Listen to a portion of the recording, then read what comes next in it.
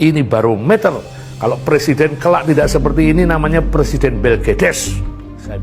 Nah, kok terakhir permainannya kok kayak gini?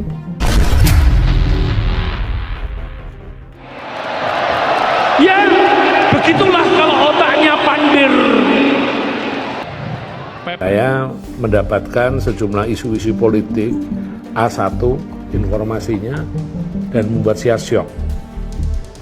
Untuk selanjutnya akan kami koordinasikan, akan kami tindak lanjuti bersama dengan Pak Prabowo.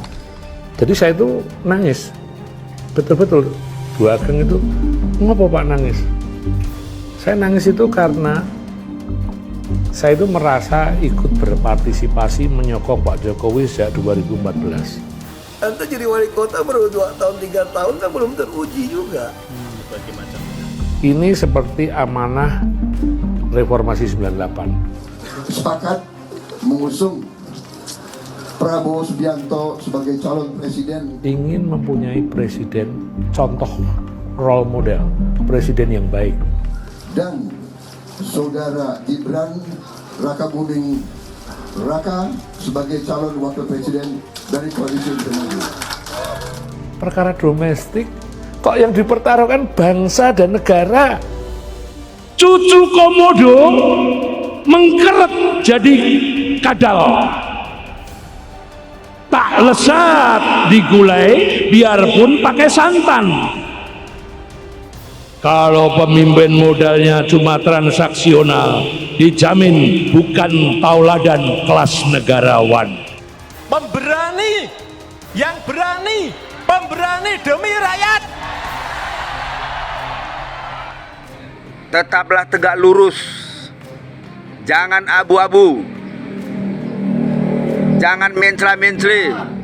Harapan itu terpenuhi ketika pada akhirnya Pak Jokowi terpilih, bekerja dengan benar, melayani masyarakat. Putra-putranya cuma jualan martabak, pisang, nggak ada ambisi politik. 2014 coba ditampilkan lagi itu waktu mau berangkat itu culun-culun semua. Ini barometer. Kalau presiden kelak tidak seperti ini, namanya presiden Belgedes. Nah, kok terakhir permainannya kok kayak gini? Nangis, sedih. Jadi Pak Jokowi kekeh dengan keinginannya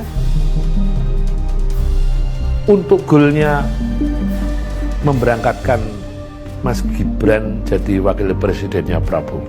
Mahkamah Konstitusi yang dilahirkan dari perjuangan reformasi 98. Kemudian kalau pemimpin ke depan seperti Pak Ganjar Pranowo, yang paling penting itu memang nyali itu nomor 1. Ojo kesusu, ojo gerasa gerusu, jangan tergesa-gesa. Tuh yang tertanam di sini sampai saat ini. Dan rakyat kita, rakyat Indonesia butuh pemimpin yang tepat, butuh pemimpin yang benar. Pilihlah pemimpin yang tidak suka duduk di ruangan yang ber-AC dingin, tetapi pemimpin yang mau turun ke bawah, berbaur dengan masyarakat. Pilihlah si rambut putih. Itu yang selalu tertanam di sini. Jagoan Pak Jokowi rambutnya putih, gigih bekerja sampai jungkir balik. Kalau dilihat sebagai sebuah produk, Pak Ganjar ini semuanya punya. Yang bekerja melayani rakyatnya dan dapat tahun 2014 itu. Ini kok kayaknya jadi. Yang pasti kalau buat saya dibandingkan misalnya Pak Gibran jadi maju gitu Mas Gibran gitu ya. Pertanyaan besar kami sebetulnya, mengapa kok didorong ke 35, tidak ke 30 misalnya, atau ke 25?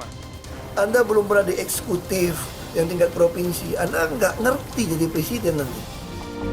Kok cuma untuk main-main urusan domestik sebuah keluarga? Diminta Butet Kartarejasa tak maju cawapres, ini jawaban Gibran. Budayawan Butet Kartarejasa berharap Gibran Rakabuming Raka tak menerima pinangan sebagai baca pres salah satu kandidat capres. Menurutnya, hal itu karena Gibran belum punya pengalaman memimpin bangsa. Wali kota Solo tersebut pun merespon permintaan Butet, namun dia tak banyak komentar. Gibran mengaku pasif soal dorongan menjadi cawapres. Tanya yang ngurus SKCK tadi aja ya. Ya kalau saya pasif, kata Gibran. Sementara terkait keputusan Mahkamah Konstitusi yang disebut-sebut memuluskan jalannya jadi cawapres, Gibran meminta agar masyarakat sendiri yang menilai. Itu biar warga yang menilai ya, pungkasnya. Sebelumnya, Budayawan Butet Kartarejasa menanggapi sidang MK yang membahas soal batas usia capres-cawapres. Butet berharap ada mukjizat dalam putusan MK tersebut jika gugatan batas usia capres-cawapres di bawah 40 tahun dikabulkan MK. Kalau nanti MK memutuskan usia wakil presiden bisa 35 tahun, saya cuma bisa berdoa ada keajaiban semesta, ada mukjizat, kata Butet. Mukjizat dimaksud Butet yakni agar putusan itu diberikan tahun 2029 dan agar Gibran tak terima pinangan jadi cawapres. Pertama mukjizatnya adalah MK memutuskan itu diberlakukan di tahun 2029. Mukjizat kedua, Mas Gibrannya yang tidak bersedia maju jadi cawapres. Karena Mas Gibrannya menyadari masih belum punya akar, belum punya pengalaman sebagai pemimpin bangsa, baru punya pengalaman di level kota. Nantilah, saya yakin Mas Gibran mewakili sikap-sikap ayahnya yang tahu diri. Dia akan berguru pada ayahnya, urai Butet. Diketahui Baca Pres Koalisi Indonesia atau KIM, Prabowo Subianto resmi mengumumkan wali kota Solo Gibran Rakabuming Raka menjadi cawapres pendampingnya. Kita telah merembuk secara final, secara konsensus seluruhnya sepakat mengusung Prabowo Subianto sebagai capres Koalisi Indonesia Maju untuk 2024 sampai 2029 dan saudara Gibran Rakabuming Raka sebagai cawapres dari Koalisi Indonesia Maju, ujar Prabowo. Prabowo menegaskan tak ada yang perlu ditanyakan lagi mengenai keputusan tersebut. Dia kembali menyatakan keputusan tersebut merupakan konsensus dari parpol dalam Koalisi Indonesia Maju. Ini keputusan aklamasi bulat dan konsensus dan kita siap maju untuk Indonesia Maju, jelasnya. Diketahui para ketua umum partai politik Koalisi Indonesia Maju berkumpul di rumah bakal Capres Prabowo Subianto pada Minggu 22 Oktober 2023 malam. Mereka menggelar rapat finalisasi terkait cawapres. Dalam kurun 2 waktu terakhir, Gibran bergerak menemui ketum-ketum parpol Kim yang mengusung Prabowo. Gibran menemui ketum PAN Zulkifli Hasan atau Zulhas dan ketum Demokrat Agus Harimurti Yudhoyono di kediaman mereka masing-masing. Gibran juga menemui ketum Golkar Airlangga Hartarto di acara Rapimnas Golkar. Rencananya, Prabowo Gibran akan mendaftar ke KPU pada hari Rabu 25 Oktober 2023. Sebelumnya, Presiden Joko Widodo mengakui merestui Gibran yang diusulkan Partai Golkar sebagai cawapres pendamping Prabowo. Menurut Jokowi, hal itu menjadi tugasnya sebagai orang tua. Ya, orang tua itu hanya tugasnya mendoakan dan merestui, kata Jokowi. Jokowi mengaku tidak mencampuri urusan Gibran sebab dia menganggap anaknya sudah dewasa dan bisa mengambil keputusan sendiri. Keputusan semuanya karena sudah dewasa, jadi jangan terlalu mencampuri urusan yang sudah diputuskan oleh anak-anak kita ya, tegas Jokowi. Ibu negara Iriana Jokowi pun mengisyaratkan restunya untuk Gibran menjadi cawapres pendampingi Prabowo, bukan lewat kata, tapi acungan jempol. Iriana Jokowi turut hadir dalam apel Hari Santri di Tugu Pahlawan Surabaya. Saat awak media menanyakan restu dirinya ke Gibran maju cawapres, Iriana Jokowi tidak memberikan sepatah kata pun. Ia hanya mengacungkan jempol sambil berlalu. Sempat heboh juga, Erick Thohir digadang-gadang menjadi cawapres pendamping Prabowo karena membuat SKCK untuk kebutuhan Pilpres 2024. Menteri BUMN itu diketahui mengunggah momen kebersamaan dengan Prabowo dan Zulkifli Hasan. Dalam unggahannya, Erick Thohir berpantun menyinggung demi cinta harus banyak sabar. Dilihat detik.com di akun Instagram resmi Erick Thohir mengunggah momen itu saat menghadiri Hari Santri 2023 di Surabaya, Jawa Timur hari ini. Prabowo dan Zulkifli Hasan juga hadir dalam acara tersebut. Terlihat Prabowo menggandeng erat tangan Erick Thohir yang berada di sebelah kirinya. Erick juga nampak menoleh ke arah Zulkifli Hasan yang berada di sisi kanan Prabowo sambil tersenyum. Momen kebersamaan itu pun diunggah Erick. Tak lupa Erick menuliskan pantun dalam keterangan foto tersebut. Jalan bareng ke Hari Santri, cakep. Bikin mulut tersenyum lebar. Baru pergi sehari sudah kangen istri. Demi cinta harus banyak bersabar.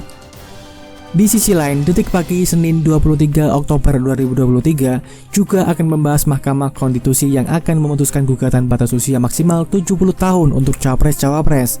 MK akan memutuskan gugatan tersebut pada hari Senin 23 Oktober 2023.